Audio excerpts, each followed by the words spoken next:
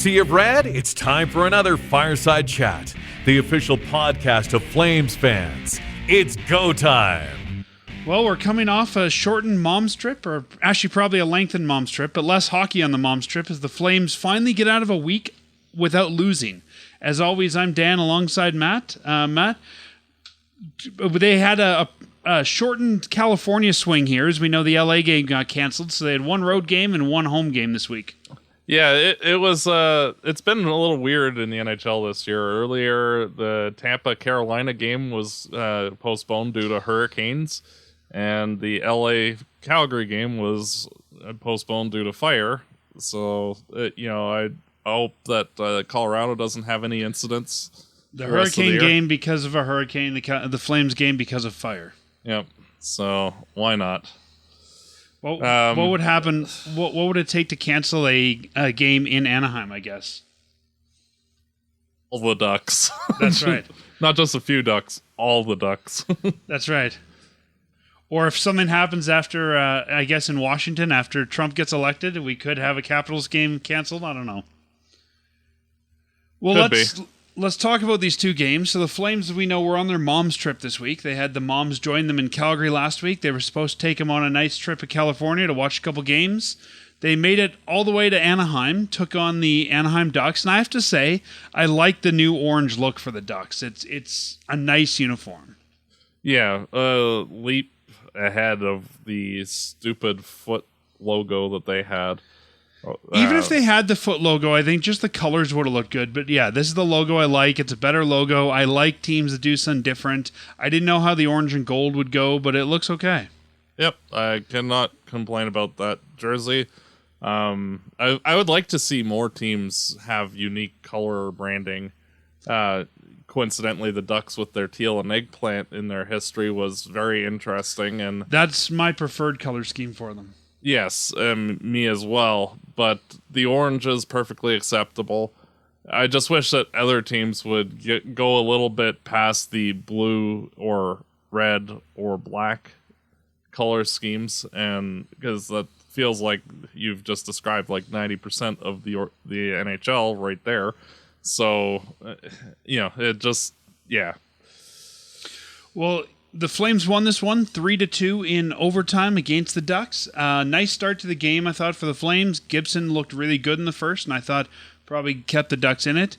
This has been now 9 straight wins at the Honda Center for the Flames after 25 straight losses. So the curse has been broken, and it looks like it's now we need another 16 games to go, and then we're good. There you go. Then we're even. Yes. We're 500 at the Honda Center. Yeah, it's going to take a while. I thought we'll have to wait for 2 more color schemes before we get there. Exactly. I thought lost to like in this one for the Flames, but not a perfect game by any means. No, and for a good portion of the game, I thought that the Flames at times played down to Anaheim's level, and I thought Anaheim was very energized at times in this game. But strangely to say, I think the Flames' talent ended up winning the day in this one, and they were able to just outperform Anaheim as the game went on. We talked about this in the past, but yeah, I think this was one of those times when, as Daryl Sutter used to say, what's between your ears won you the game.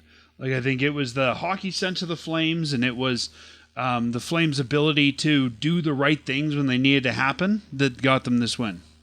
And I do like that the overtime winner was caused by Jacob Trouba doing a very routine play of shooting the puck around the boards and it going catastrophically wrong for him, bouncing right in front. Oh, Huberdeau, thanks. Tap in. Yeah, and Huberdeau gets his 17th of the year on that one. Easiest goal that anybody would ever score in NHL history. That's right. The next night, the Flames were supposed to go to LA and play against the Kings in what was probably supposed to be the latest start the Flames have ever had. It was going to be like a 9:45 Calgary start, which means if there was any overtime, this would have been almost a midnight finish. But the game got canceled due to the wildfires. They decided not to play the game, so I don't know what happened to the rest of the mom's trip, if they hung out in California or came home, but hopefully the moms got the time with their sons. And then the Flames came home on their plane, played the next game that was regularly scheduled against LA again, this time at the Dome, on Saturday night and got a big 2-1 win over the LA Kings. And I think it's fair to say here, Dustin Wolf beat the Kings, not the Calgary Flames. Yeah, like the first period, it could have, like if Vladar was in that, no slight on him, it's probably 3-0 after one, and the Flames go on to lose that game. And Wolf stood on his head, and even in the third period, he made a few great saves that were like, how did you manage to keep that out? Thinking of that scramble play that the puck went across for a shot and still was able to get his glove on it, and it just remarkable goaltending. And after watching the first period, I'm like, oh, the Flames are going to win this because we managed to keep them to one goal only. And yet I didn't think the Flames looked great in the first. Oh, they looked absolutely terrible, but you knew that something was going to happen where the team's going to right the ship a bit. And, usually teams that only score a goal when they're that dominant tend to end up losing the game, just due to how things balance out. So it was good to see Wolf get the win. He's had two really good performances against the Kings this year. He had a 3-1 victory earlier this year where his shutout bid got broken the last minute. So nice to see him kicking the butt of a division rival and a potential playoff opponent if and when we get there. Maybe even not this year, but in future seasons as well. Well, let's come back to that idea. Let's wrap up the week here, and then I want to talk to you about where we're at the midway point.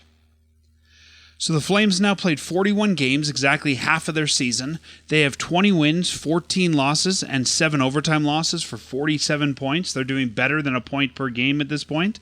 That puts them 5th in the Pacific Division, behind Vancouver at 48 points, LA at 53, Edmonton at 55, Vegas at 59, and Anaheim is behind us at 39, probably not going to catch us at this point. And if we look at the Western Conference wildcard, Calgary's now one spot out of the wild card, 1 point down from Vancouver, who holds the second wild card at 48 points, and then Colorado at 53. So, Matt, if we were to have said back in October when the season starts, midway, Flames are going to be 1 point out of the playoffs, how would you have felt about that?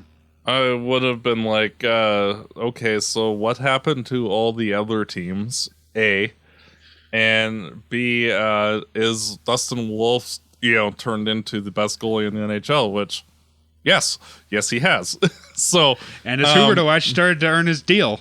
Yeah, so sure, this was in the potential realm of things. I personally thought that the Flames would be around 35 to 38 points at this point in the season.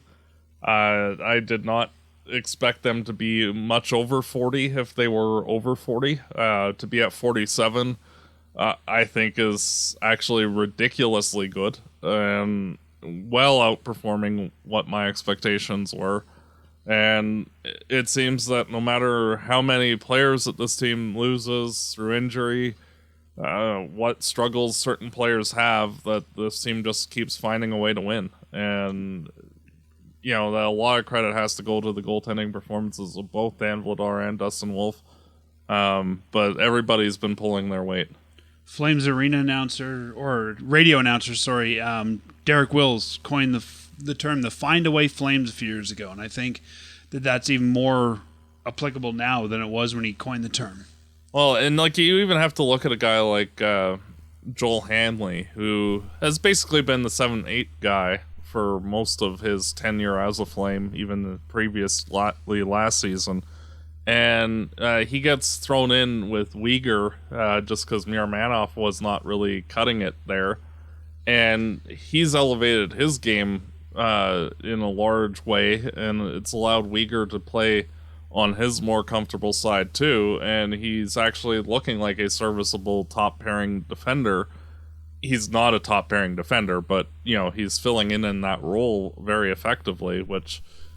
certain players are elevating their games from unexpected directions, and it's good to see. You mentioned injuries. Let's go there before we go to our midseason preview then. The Calgary Flames were without Connor Zary going into the LA game this week. I think one of the better players for the Flames this year. He hurt his knee in the Anaheim game. You can go watch the clip if you want to see, but you could tell right away when he fell that was not good. He was probably going to miss some time. The good news, no surgeries required. And Craig Conroy told Pat Steinberg on the radio this week he's not going to be back in the immediate future, but he's definitely going to be back this season. So Rory Kearns has been recalled from the Wranglers and will be wearing number 86 for the Flames. He did not play in the LA game, but I have a feeling will probably slot in when the Flames go to Chicago on Monday.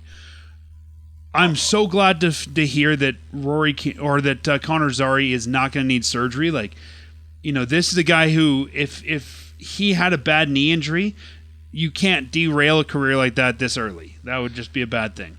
Yeah, it's one of those where it's a good thing that he's as young as he was. Like, if Zary was 28 or 30, he might have suffered more of an injury. But being a younger person, having a little bit more flexibility than he might otherwise have, I think helped him in a large regard. But that amount of impact on the knee is still going to take probably 2 to 3 weeks, maybe longer, for just the swelling to go down enough where it's actually comfortable to use your knee. Yeah, I've had knee injuries like that, and it's painful. Yeah, so I'm not really expecting him back before the Four Nations Cup. And if he is, it'll be right before. I don't expect him in the next week or two, just due to how strong of bruising I'm sure he has in and around his knee area. Yeah, the Flames have about 15 games before the Four Nations Cup. I could totally see him stay out until then, but depending on how things go, I could also see him come back around the early part of February. But this is not a guy you want to rush back in. No, and there's not really any need to. And thankfully, we do have a player in Igor Sharangovich who actually can play center. Frankly, I thought he played better as a center last year, and I thought he actually had his best game in a while in the one game he played at center thus far, so it'll be interesting to see. And Coach Huska even said he wants to get more touches for Sharangovich, and the best way to do that is probably to put him at center ice. So I think we will. He's the logical fill-in there. I mean, there's really nobody else you've got that's a reliable center at this point.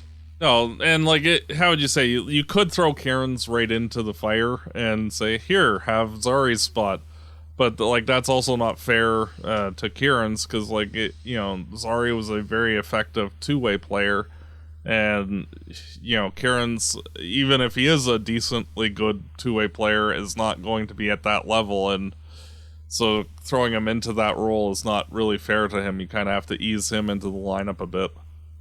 Kevin Rooney hasn't looked all that great in my opinion the last couple of weeks. I think the easiest thing to do is take Rooney out and put Kieran's in there.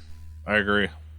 And, I'm really fascinated to see what the Flames get with Rory Kearns. I mean, this is a guy who was drafted 6th round in 2020. He started his pro career playing he had a couple appearances, mostly playoffs and stuff before that, but 2022, 2023 for Rapid City, where he was almost a point per game. Last year, played for the Wranglers. This year, playing for the Wranglers, and he's a point per game. He's tearing it up at the junior, or not the junior, but the, minor pro leagues. I don't know if he's going to translate to the NHL. I really don't. Well, this is kind of a similar trajectory that Andrew Mangiapane had. I don't think Mangiapane went to the ECHL, but it took him a while to learn the pro game as well before making the NHL jump, and you can't score that many points without doing something right at the AHL level at that age. So it's worth seeing what's there, and he probably will end up being a similar-ish player to Mangiapane in terms of offensive talent. It's just whatever, it's hard to tell until you actually see him on the ice in the NHL, because some players rise to the occasion and other guys don't, and you can't really tell until you see. Yeah, we definitely won't know until we've seen him. But I mean, he's the logical call up in this case for sure. I don't know. I don't know one way or the other. It's a great story if he does translate, and if he could take a job from Rooney or something like that for the rest of the year. But there's a lot of talk around him, and I guess I just want to be a little cautious about overhyping him. Oh, and like realistically, players, unless they have like a draft pedigree, like where they're a first or second round draft pick, guys like Coronado, for example, those guys you can kind of have somewhat expectations at the NHL level that, hey, this is going to be a fairly well-rounded-ish player, or very skilled in one area like Coronado. And even Coronado's taken some time to really become an NHLer. But, with Karen's having a bizarre journey to the NHL, going all the way to the ECHL for a long time, then the A for a year and a half, it's not really sure what he is. And, sometimes with later round picks, you do find very useful, solid secondary and sometimes primary players like Gaudreau, like Mangiapane, in the later rounds. It's on the player to show what they've got when they get the opportunity. And it'll be interesting this upcoming week when he gets an opportunity to play, to see exactly what he brings to the game. Yeah, I'm excited to see him join the team. Number 86. Watch out for 86. Anybody who has a Josh Juris jersey can now switch the name bar if they would so choose to. The one guy who bought a Juris jersey, which is probably Josh Juris. Well, you or never Mama know. Juris. You never She's know. probably not switching the name bar. I forgot the Juris wore 86. I wonder who else has ever worn it. Just him. Okay, I'd have to, even in like preseason. Preseason, I don't know, but Yeah, for I don't know. I'd regular have to look. season, it's only Yeah, Juris. that seems like a pretty standard training camp number. Before we get to the halfway point, let's talk about a comment here from Al, and then we'll look at where we're at with the season. Al, longtime supporter of the show. He shows up to all of our events that we've done. He comments regularly. Al sent us a comment. He sent this just over a week ago on the 3rd of January. He said, the coach recently talked about wanting more consistency. He didn't inherit this. It seems to have been an aspect of the Calgary Flames since at least the Bob Hartley era. This last week, we saw one of the best performances against Vancouver, and then a few days later, one of their worst against Utah. So, Al talking about, and he's right. I mean, one of the knocks on the Flames for probably as long as we've been doing this is the consistency. And at one point, it was, we got to change the core. We've changed the whole core, and we're still having those problems. I mean, the only guy that's still here is Michael Backlund, and I don't think it's a Michael Backlund problem. Why do you think it was your fault all this time, Michael. That's right. When Michael retires, they'll finally be consistent. But, I mean, Al's right? This is a team that, and we talked about even earlier today, right? They play down to bad teams. They play up to good teams. Like, they're horribly inconsistent. Why do you think that's plagued the Flames for so long? Personnel selection, honestly. I don't feel that the Flames have had real strong leaders in the team for the entire time that we've been doing the podcast. And, I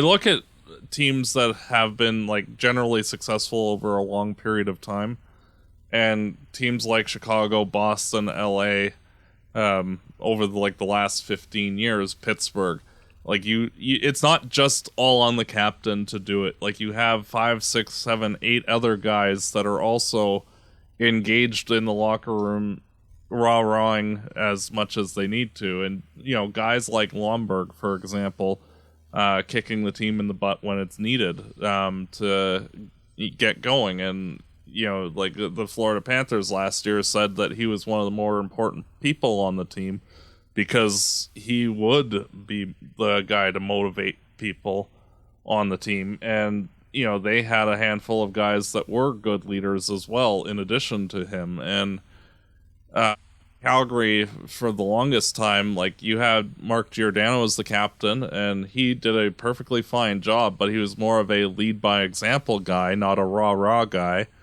And I also never felt like he had a great team of leaders around him.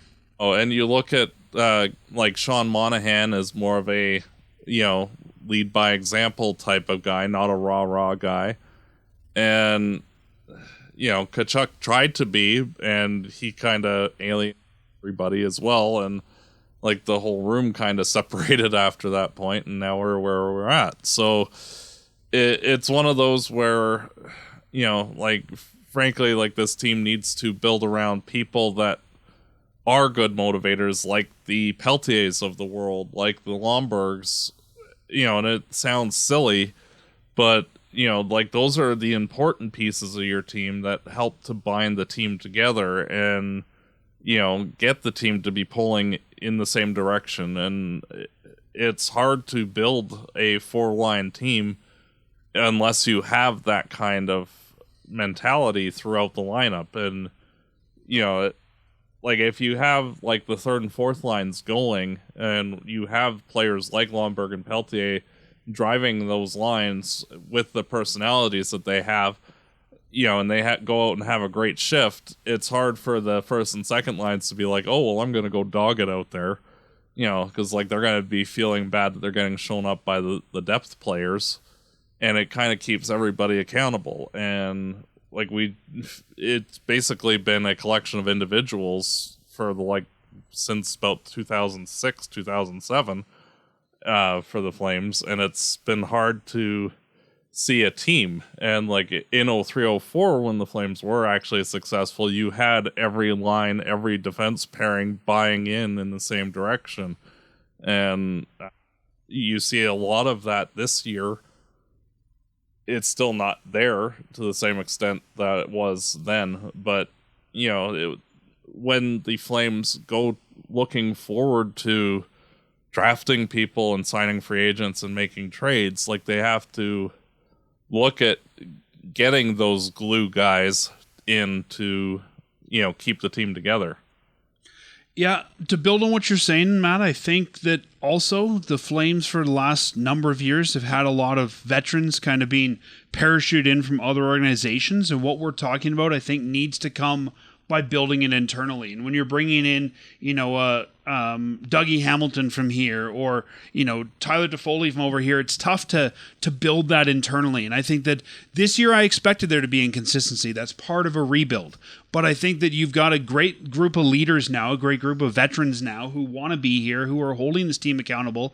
And you're starting to build that culture with Matt Coronado and Zari and Pospisil and, the young guys, Hanley and, Pakal and, I guess Hanley's not a young guy, but, Dewar and these young guys the Flames are bringing in. This is going to become now part of what the Flames are going forward for these guys. And I think you'll see almost generational is probably the bad word, but that, as these older guys phase out, that same ethic in the room and on the ice is going to be carried over with the next group of leaders, and I think that's how you build that consistency. Well, and you see that like with some of the people that they've drafted, like Andrew Basha, for example, is very much the same personality type that Lomberg and Peltier are, where it's like, okay, I'm going to go throw my body around and, chat up the opposing team in a not polite way, and, muck things up and create some havoc and, be a balls to the wall type of player. And it's one of those things that like it's one thing to draft for skill in and of itself, but if you're not also getting players that fit a certain style of game, you're kind of also shooting yourself in the foot, because you can have a guy that's as skilled as you want, but if they're not buying in, like say Elias Pettersson in Vancouver, who might be one of the top 3 most skilled players in the NHL, but attitude wise he's on his own page and gets down on himself, and the Canucks struggle accordingly. And it's one of those things that it's very difficult to build a winning culture, and it's very easy to derail it with personnel selection. And even seeing a guy like Huberdeau, who was kind of thought to be more of a floater type player previously when he was with Florida, actually buy in on the defensive side of the puck and becoming a leader at both ends of the ice, and actually becoming quite an effective penalty killer. Like, you're seeing growth overall in the team, and it's just nice to see and interesting to as we move forward.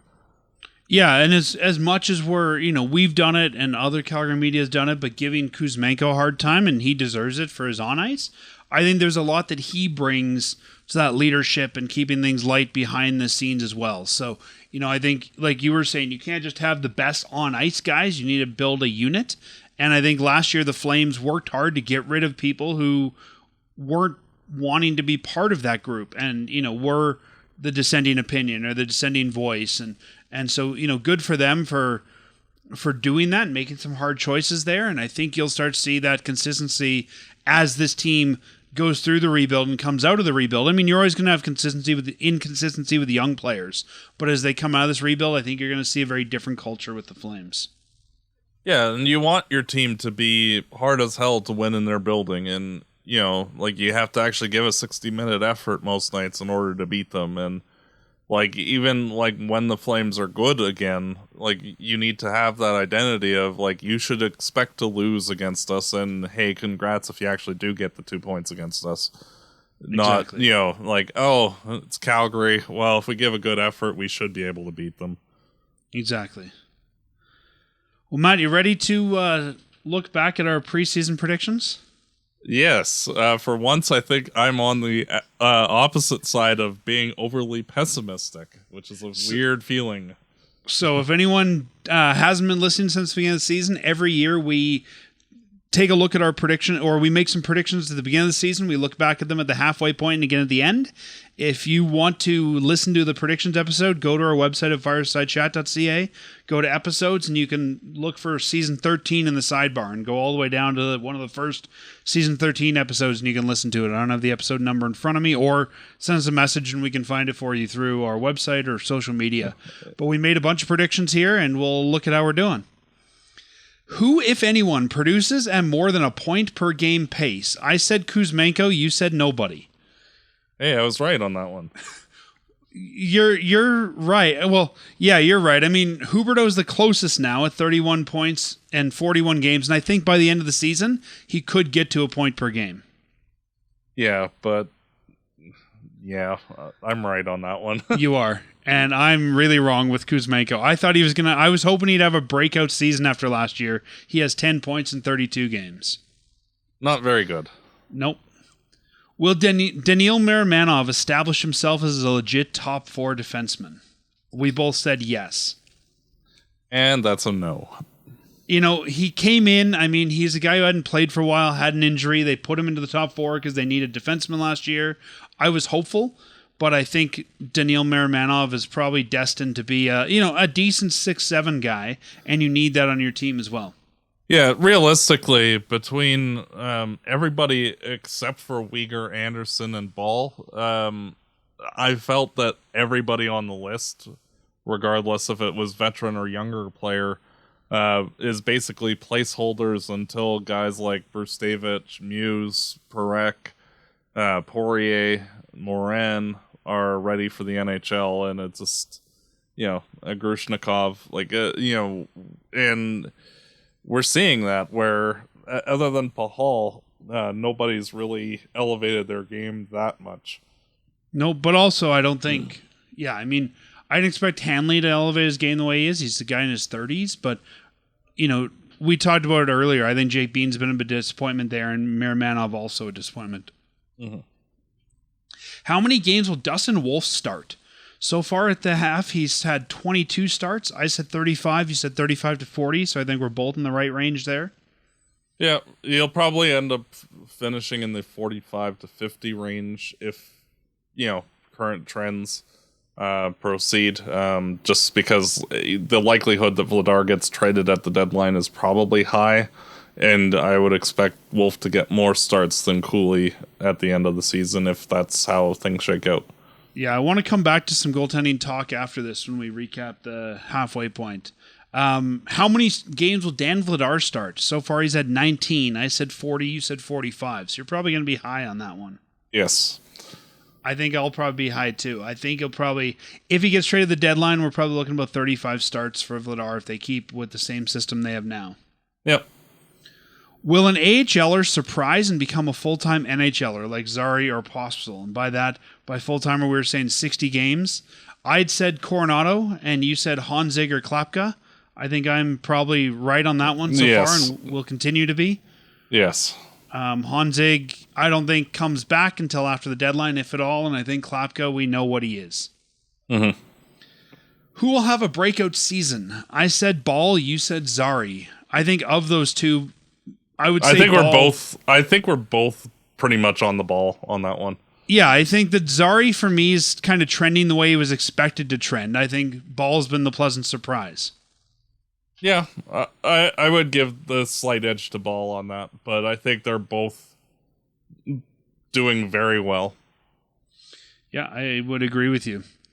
Who will struggle this season? I said Anthony Mantha. He gets less than 25 points and nets a middle 3 to 5 pick as a return. Well, I was right for half of that. He's definitely going to have less than 25 points this season, considering he's out for the year. He probably nets us nothing at the deadline now. And you said Jonathan Huberdeau, who gets fewer points than last year.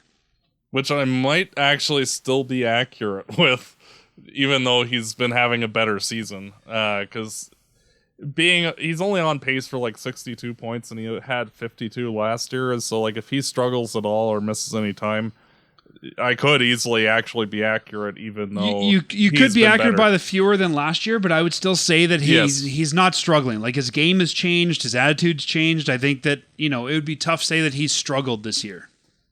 I agree. Who will pleasantly surprise us? I said Kuzmenko, and Matt Coronado establishes himself as a top 6 NHLers, so I'm probably half right. Do you remember your answer to this one? No. Adam Klapka, who I guess he's probably looking good down on the Wranglers, but has not really done what we expected it. I think we all expect him to be a full-time NHLer. Yeah, and I think that after the trade deadline, I would not be surprised if he plays the balance of the games. The question then is, does he start here next year? That is a good question. Right? Who will be the top point getter for the Flames? You said Kuzmenko, I said Sharon Govich, so we're both wrong. Hey, the two biggest disappointments up front. So. There you go, yeah. Who will be the first Flame traded? I said Mantha, you said Barrie. I forgot that Tyson Barrie was even on this team. Yeah, I think we're both going to be wrong on that one. Yeah. I don't think Barrie plays more than 5 more games this year for the team. No, but first, who will be first traded? I mean, Mantha's not getting traded, so I could see Barrie get traded. Yeah, possibly. Like, I don't think he gets you much, but I could see him get dealt, to a team that needs a veteran down the road. That dreaded considerations of the future. That's right. I'm waiting for somebody to just give us current considerations. Like, I'm considering you as we do this call. Yes. I don't want to think about you later, so let's just do it now. Well, what if I said I thought about you yesterday, so give me Tyson Barrie? Yes. Past considerations. I dreamt about you last night, so send Tyson Barrie my way. Yep. Do the Flames trade Anderson? I said no, you said yes. You still feeling good about that? Yes. I think that there are no good defensemen available for trade at the deadline this year besides Anderson. Because most of the terrible teams, like either their defense are like core pieces or are not very good. So, if you're a team needing a defenseman, you might overpay Calgary to get Anderson because he is pretty much the only top 3 guy available at all. Also a great contract, and if you overpay for him, you could get 2 playoff runs out of him. Yes. So I think there's a lot going for him. I still don't think it happens this year. I'm 50-50 on it happening now, but it's one of those things where, realistically, the Flames probably get 2+ first-round picks for Anderson, whether that's players drafted in the first round or actual draft picks. And probably they get 2 first-round pick equivalent players and another prospect or young player in addition to Anderson. It'll be a 5 or 6 piece trade, much like the Lindholm trade last year. But on the blue line instead. Yeah, and I don't want to speculate about trades this week, but there's been talk of Zegras. There's been talk of, Pettersson. If you're going to get a big name coming in like that, you're going to have to ship Anderson out. Mm-hmm. Do the Flames trade another non-expiring veteran this year? And we both said no. I'm still going to stick with that. Yeah, the only guy I could really see out of that would be Blake Coleman, maybe. But I don't think there's enough onus for other teams to bite the bullet for the last 2 years of his deal. But I could see in the off season, but I don't know that anyone needs him bad enough to make a deal mid-season for him. Yeah, and again, it's one of those where, if the price is right, sure, but I don't see any urgency either from the Flames or Coleman or the other teams to make that move right now. And if they did, I think the Flames would probably eat a tiny bit of that, like $1 million, give or take, just to... I think you'd have to. Yeah, make it work, or insert bad contract coming our way, much like Kuzmenko. Yep. The next one that we looked at was who will be the first call-up? And we always do forward and defense on this one. So you and I were both off on forwards. We both said Coronado, who actually made the team to start the year. The first forward call-up was Kirkland, and we've yet to have a defensive call-up because they're carrying 8 defensemen. So I guess Soloviev, and you guess Brstevich for defense. Yeah. So I guess we're both wrong for forwards there. I don't think anyone would have pegged Kirkland as the first call-up. No, and frankly, I think that you will probably end up being right for the defense if they call anybody up, because Soloviev has actually been having a phenomenal season with the Wranglers and is one of the reasons why they're so good. He's been one of the league leaders in scoring for defensemen and has been great at both ends of the ice. He might be turning the corner into becoming a full-time NHLer after this season. Yeah, and while, Brstevich is looking good down there as well, I think Soloviev, and part of the reason I picked him, he's at that age where you've got to know what you've got there. Soloviev, you don't need to know that yet. Yeah. So I think, you're at that point where you've got to call Soloviev up and see what's going on there.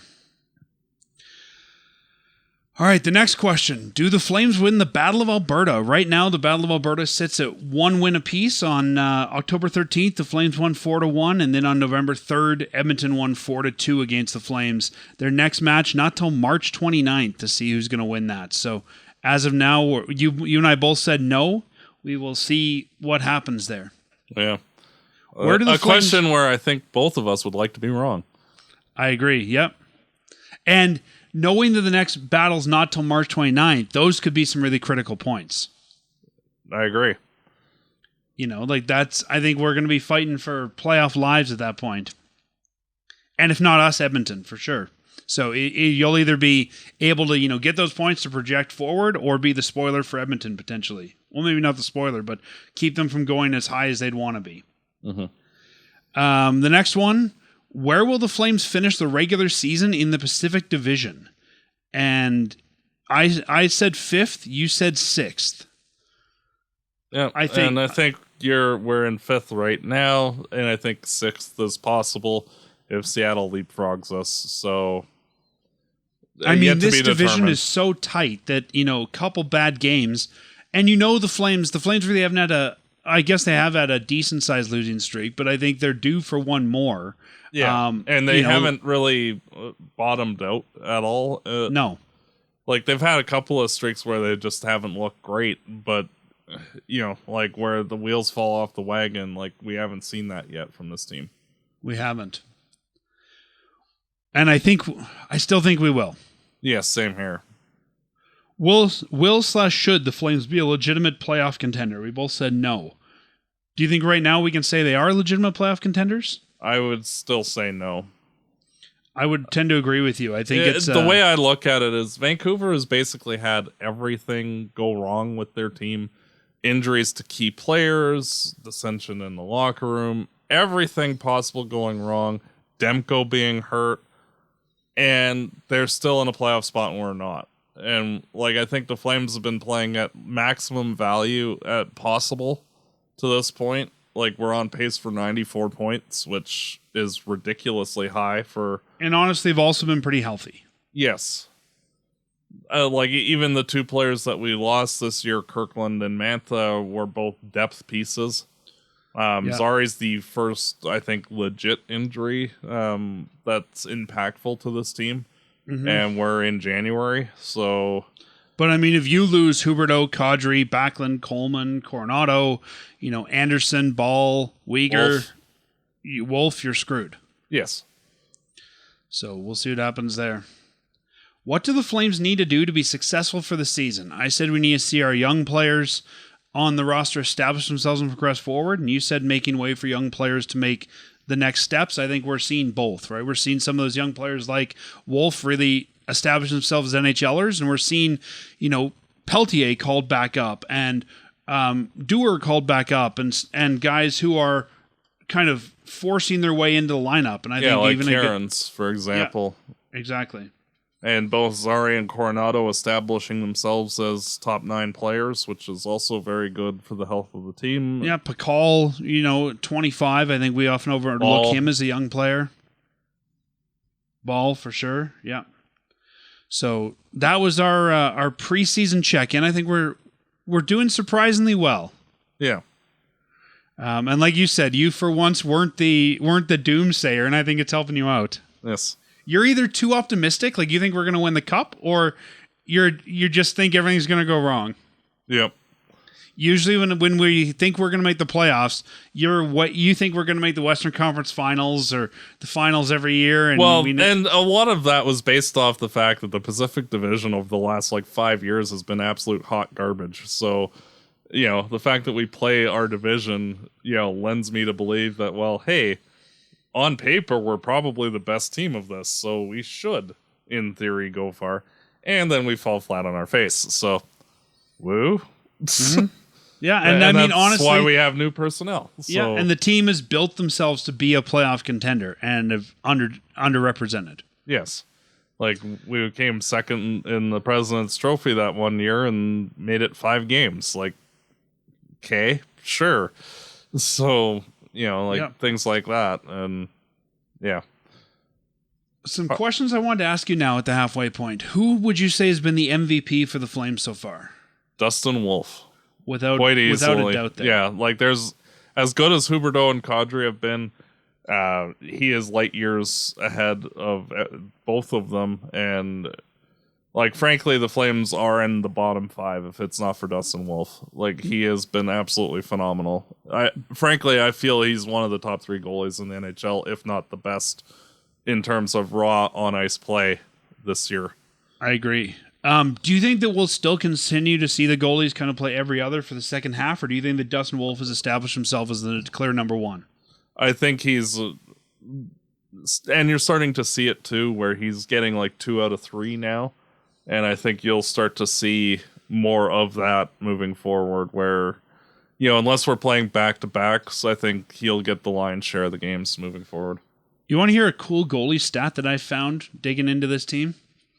The Calgary Flames have had the same goalie who started play the entire game minus any empty net time every game this season. We have not switched goalies mid-game yet. They've played the exact same number they started. I can't remember any other season where that's happened.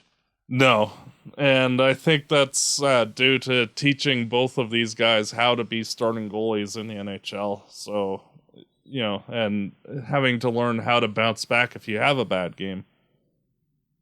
Yeah, I think you're totally right. I think it's just it's a neat stat. And, there's been some games where there's been a lot of goals, and I've been like, all right, put the other guy in and let him mop it up and, learn how to mop it up. And I think it's interesting that they've left these guys in for better or for worse. Yep. Who would you say has been the most improved? I'd have to also say Dustin Wolf, but in lieu of, him just being awesome, I would have to go with Matt Coronado. See, I can't say Wolf's been most improved because I think he's looking better than we expected, but based on the few games they played last year, I think he hasn't improved all that much. He was already looking amazing. I'm going to go Huberdeau for that one. I think that Coronado definitely is improving, but I guess depends how you want to look at it. I think if you're looking value for money, Huberdeau was going to be my third choice behind, like all three of them have been a huge step up, I feel, from their performance last year. Wolf, I think, struggled early in his games last year, and like in the last 5 or so, he was really good. But this year he's been consistently good, and the other two guys have a lot better and more engaged in the games. Yeah, I think maybe Huberdeau and Coronado get a tie there. If we look at the stats at the halfway point, kind of interesting. We talked about earlier points so far. The goal leader for the Flames at this point is Jonathan Huberdeau at 18 goals. The assist leaders Mackenzie Weegar at 17 assists. Jonathan Huberdeau 31 points in 41 games. Right behind him is Nazem Kadri, 29 points in 41 games. Mackenzie Weegar 22 points in 41 games. And then we've got Zari and Coronado tied at 22. Zari's played more games than Coronado has so far. Honestly, I think with how Huberdeau has played, if he had legit first-line wingers on this team, he would be putting up 90 to 100 points this season. It's just, as good as he is, he does not have anybody really to pass to. And, the Flames are really struggling at scoring goals, and I think he's doing a bulk of the work himself by scoring so many goals himself. Yep. And I think with Coronado and Zari, Zari's playing center looking good, but he's a winger. I think that Coronado, playing with Backlund looks good, but I think a lot of this is just showing the lack of centermen. Yes, the Flames need first-line players, period, and second-line players, and realistically, we don't have very many of those in the organization, and that's going to be the number one thing that the team needs to do moving forward, whether that's adding through free agency or trading for, maligned players elsewhere, or, just being patient. And through at this the draft. point, I don't even think you need to have a superstar number one at this point. I don't think the Flames are ready for that yet. I think you just need to have actual serviceable, centermen. Serviceable, legit second line center guy here. It doesn't mean need to be basically variations of Kadri, more or less. Getting another guy or two that just fills that second line center position well would be enough. It's just, Calgary is in a rebuild, and it's hard to plug those parts in halfway through a season when, the results thus far have been extremely unexpected. And I think they've got 2 or 3 years to really, whether through draft or free agency or whatever, find a young center to build around. They've got some good defensive pieces. They got some good wingers, but they really don't have, they really don't have a young centerman in the system to build around. So I think they need to find either a draft or, a guy in his mid-20s who you can find a way to bring in here. Yeah. And also, just wanted to bring up, the difference between Calgary and Florida's picks, because of that trade with Montreal, literally 4 spots between the two teams. So, for as much as that's a concern of Flames fans, also Florida's not been really all that hot either. So, no, if we lose our pick or Florida loses theirs, it's looking like both picks will be in the 18 to 20 range, give or take. Well, we've talked about this before. I think if the Flames are going to make a playoff run, this is the year to do it because of that draft pick condition. Mm-hmm. Last prediction, and not for the Flames, but one that I think a lot of people, including myself, are on pins and needles for. What do you think? And I think it'll happen in the second half of the season. What do you think the Utah team's name becomes? Yeti. I think so, yeah. I think it's probably going to be either Yeti or Mammoth. Out of all of the options, the one that sounded the most like a professional hockey team name is the Yeti. The Outlaws and the Mammoth sound very much like AHL teams or ECHL teams in the Outlaws case, and a handful of the other ones just sound hokey or lame. So, do you think they'll change names, or do you think they'll stay with Utah Hockey Club? That would be absolutely terrible, and they would become my most hated team because of such a stupid name. And I would mock them every single time for not having a team. Get off your ass and get a team, you lazy asses. So the 6 names that they're down to apparently are the Blizzard, the Hockey Club, the Mammoth, the Outlaws, the Venom, and the Yeti. Yeah, the Yeti's the only good one. Yeah, I think it'll be the Yeti as well. It's a cool name. The right logo, the right mascot, you can sell a lot of Yeti stuff. Mm-hmm. And let's be honest, that's a big part of how these guys make their money. Well, that covers the first half of the season. I think we've wrapped it up. The Flames are in a better position than we expect them to be, and let's look at how they will start the second half of the season. They're going on a road trip this week, 4 games. This is a weird week for the Flames. They play 2 games, both in St. Louis, a day apart. They play Tuesday, then they have a day off, then they play again Thursday, so hopefully there's something to see in St. Louis for them to do some sightseeing besides the bridge. Well, actually, for our road games, the 5 road games that are coming up, it's Chicago, St. Louis, Winnipeg. There's those 2 home games in between the 2 Winnipeg games. Yeah, and there's a Minnesota road game in there too. So this week, as we talked about, Monday, 5:30 start in Calgary on Amazon Prime. That'll be against the Chicago Blackhawks in Chicago. An early start there. Tuesday, 6 o'clock start against the Blues. Then Thursday, another 6 o'clock start against the Blues. And then Saturday, the early Hockey Night in Canada game, a 5 p.m. start against Winnipeg, all on the road. Matt, last week, we did okay. I guess technically I won because I thought we'd win against, or no, neither of us won. You thought we'd lose all 3. I thought we'd win Anaheim, lose both LAs. I thought, maybe I could sneak in there because we lost in LA, but no, we won both. We both lost. Yep. What are your predictions for these 4? I think they win 3 of the 4. Which 3? The first 3, and then they lose to Winnipeg. So you think they beat St. Louis twice? Yes.